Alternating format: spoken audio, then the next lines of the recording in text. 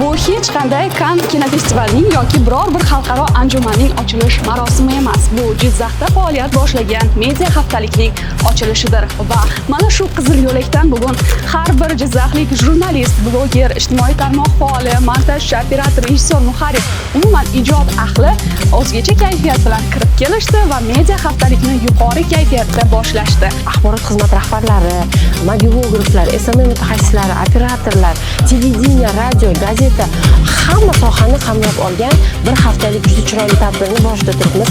Bu yerda tashkil etilayotgan har bir darsda biz eng zamonaviy bilimlarni egallayapmiz. Bu media haftalikda bilim va tajribalarga ega bo'lmoqdamiz. Media haftalikda hammaga omad. Sifatli kontentlar tayyorlashiga yordam beradigan ochiq maydon desam adashmagan bo'laman. Haftalik media sohasidagi dolzarb masalalar muhokamasi, ilg'or tajribalar almashinuvi, yangi g'oya hamda tashabbuslar maydoniga aylandi.